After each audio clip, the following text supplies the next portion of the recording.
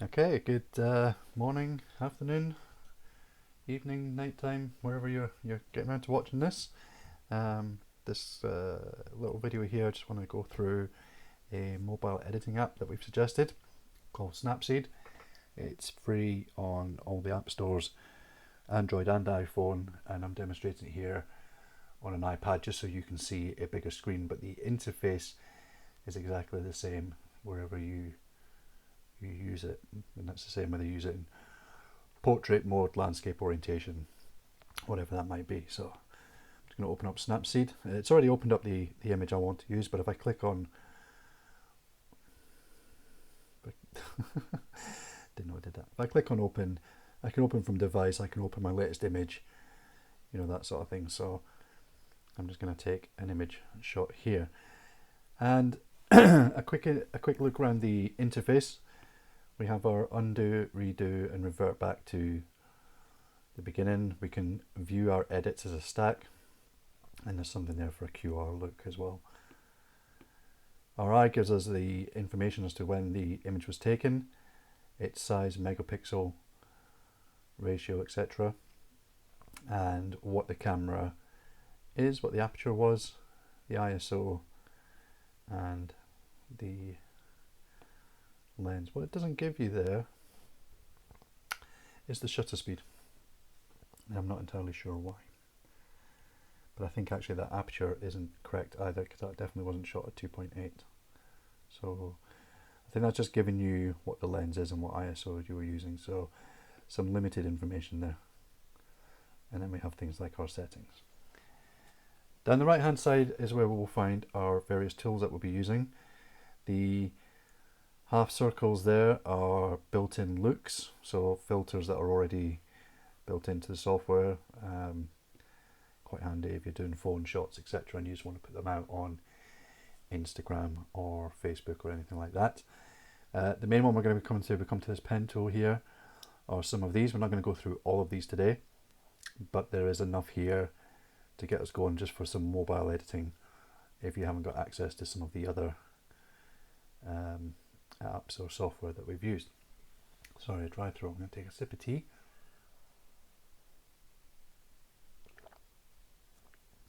Apologise if that's loud on the microphone, new microphone.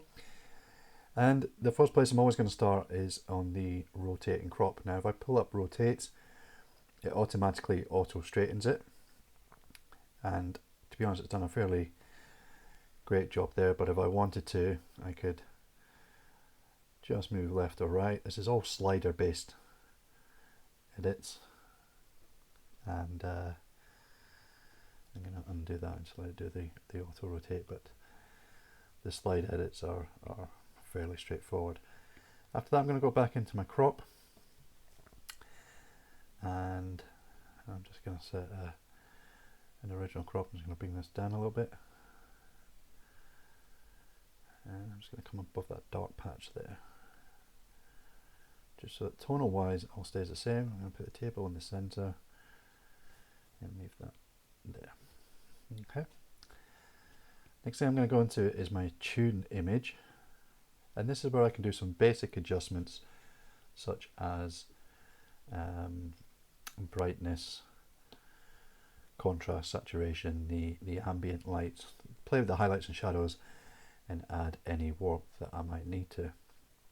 You can quickly select this menu by, if you press down with your finger or stylus, you can press down and move up or down to select. So if I've got brightness selected, then you just press down and move left or right to change the value of what you're doing. So for example, brightness, etc. So I'm just going to brighten this up a bit. Now I'm going to come down, look at the ambience, going to add a little bit of ambient light in there. Now what you can do is at any point you're using one of these tools, if you hold down your finger on your stylus, it reverts back to how it was when you opened that tool. So you can see if what adjustments you're applying look okay, they look natural, etc. Just going to bring up the shadows on that back wall a little bit. And like I was saying in the affinity classes as well is that sometimes it's helpful just to wing that slider quite extensively just to see where you want to end up.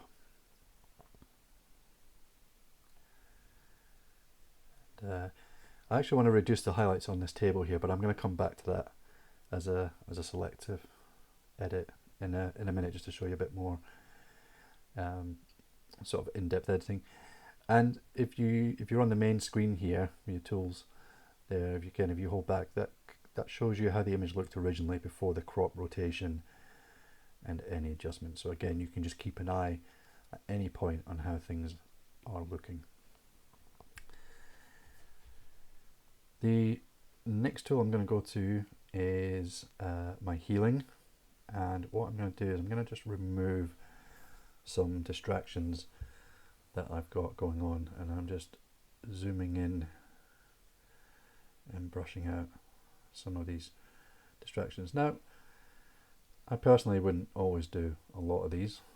I think sometimes things like the little flecks on the wall, etc., are just part of the texture. I mean, I'm going to leave these holes up here, but some little spots or marks that I might find distracting, I'm just going to undo that one.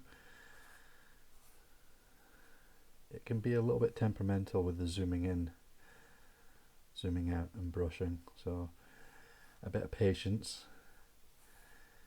And I'm taking these ones out basically because it was raining that day, and I feel like some of these dark spots are probably more water on the lens than they are anything else, but they are distracting. And to be honest, I'm going to take out the sign because I have already edited this as practice with and without the sign, and I quite like it without. So I'm just brushing over that sign. This is the healing brush, so the software is doing it all for me, as you can see. It does a pretty nifty job. For a free app, there's lots of great tools and color grading options in this as well. And I'm just removing distractions, especially from near the edges.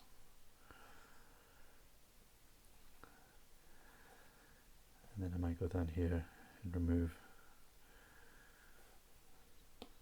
cigarette butts.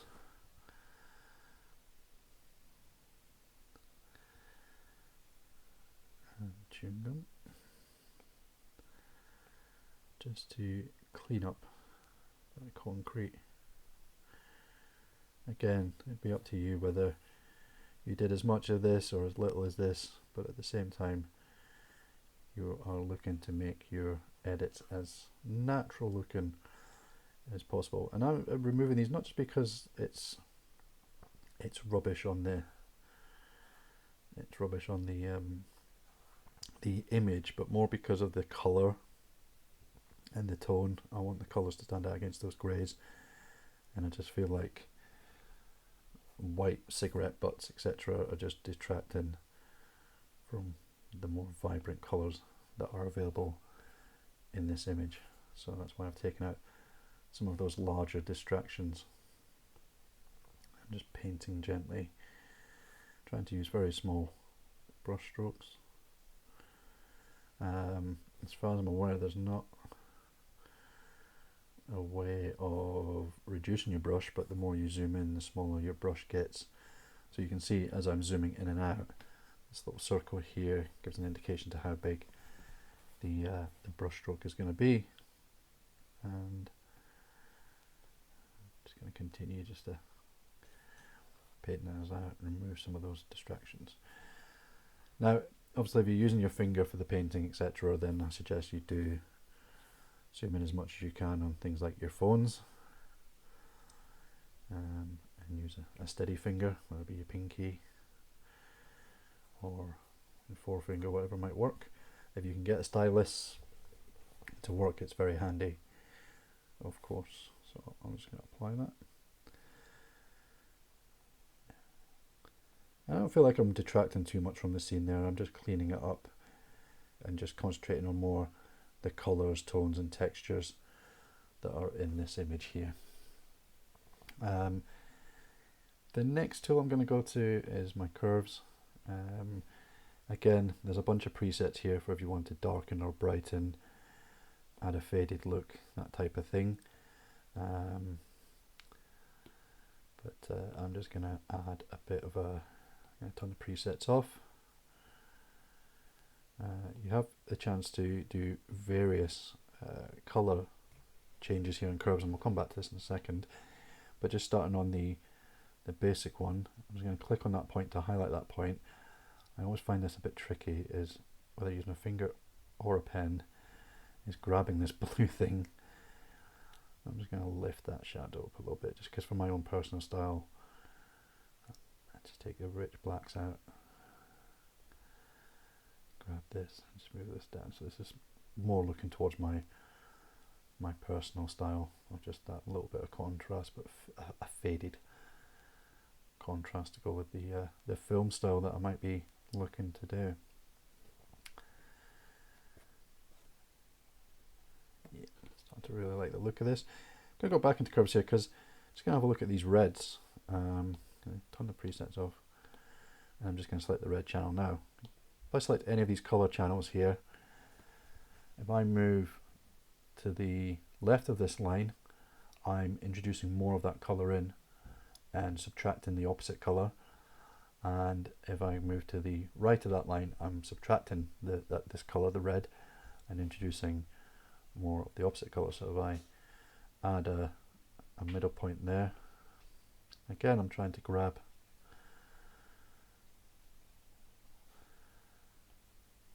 so I'm adding more red there, but it's actually bringing it into the pavement. So I'm just going to add that little boost there. If I pull it back, actually adds more cyan,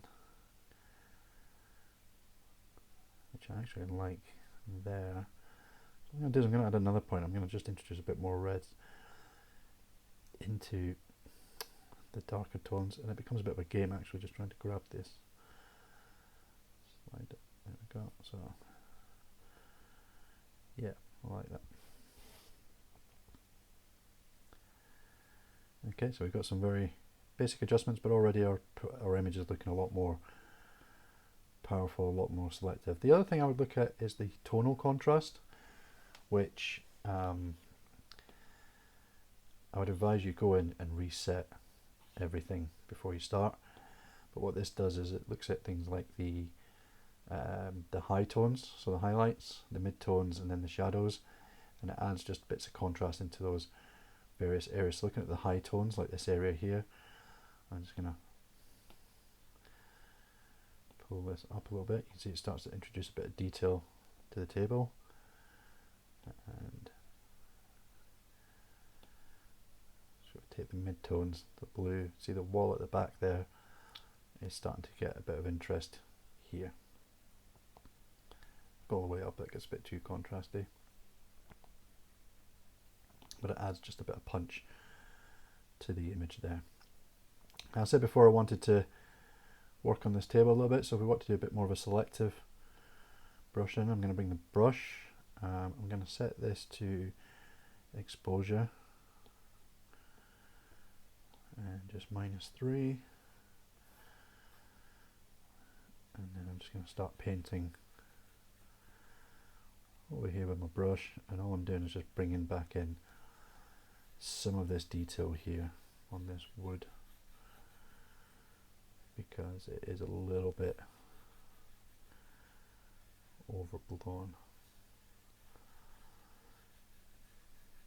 Okay, it's starting to look a bit better. Yep, okay, that's good. Actually, I might just go back in and just decrease that a little bit more.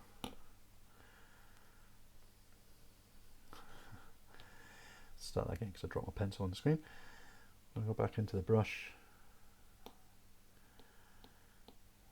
Now I'm using exposure rather than dodge and burn, because I do want to just decrease the brightness of it rather than burn the wooden colour in. So that's much better.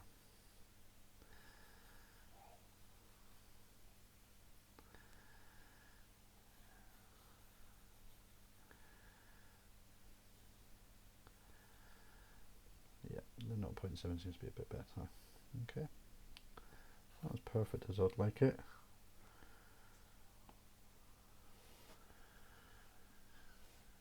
Okay, and the last thing I'm going to do is look at the structure and the sharpening. So I'm on the details, so we've got structure and sharpening, which again, it's just going to add a bit of punch, a bit of detail, a bit of sharpening to this, not too much, because again we are working on mobile editing. And then finally I'm going to come to this arrow with the square. I'm going to create a copy with permanent changes, and you can see that it's applying all the different things. Now if there's something in there that I want to take out, I can view my edits as a stack here, and I can go back in at any point, readjust these, and go back through any of them. And that's Snapseed, a very powerful but very creative free application that you can use. That's now been saved to my photos photos album, and I can then send that off for further editing or placement into my portfolio. So any questions, let me know. Thank you very much.